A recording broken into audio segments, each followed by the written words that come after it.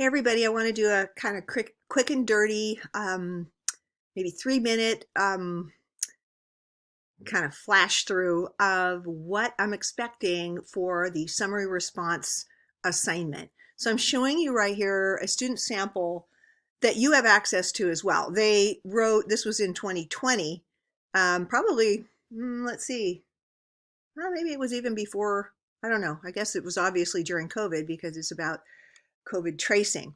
So anyway, the students read the article, and so page one is the academic summary of the article. For example, in this, the selection entitled How COVID-19 Contact Tracing Works on Your Phone, da da da da.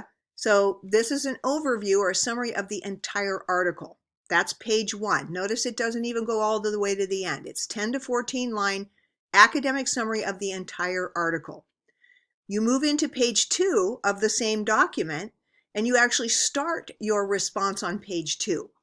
So notice the catalyst here. What if I can highlight while I'm talking? Yeah, I can. Let's see. Here's where the student kind of does a sort of a summary of a summary, and then comes to this place, the next place where it starts the application being an invasion of privacy. So the student starts to kind of move from the overall picture of what the entire article was about to creating kind of a little door or for the reader to enter into a particular niche.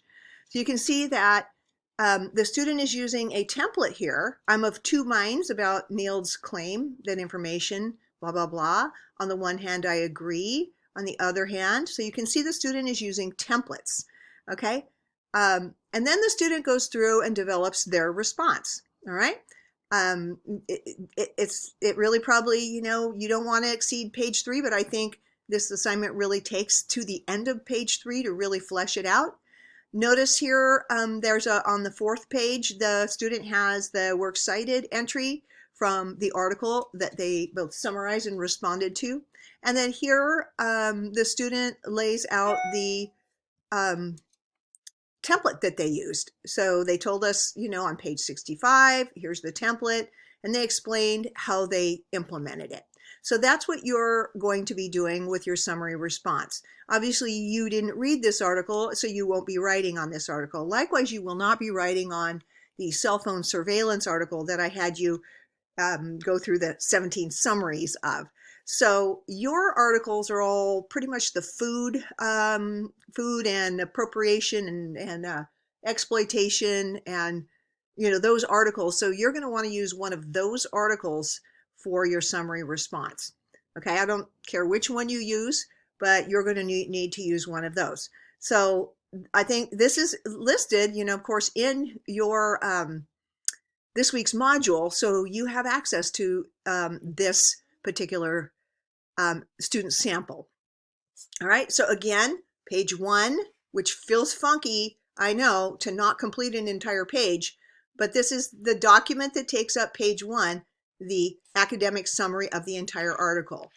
Page 2 begins your response, which begins with a micro summary. So a summary of your summary as a way to get students in, readers in, to wrestle with your ideas and kind of enter your see how you entered the conversation. Okay, I hope that helps you, and have an awesome rest of your, actually have an awesome weekend. Take care.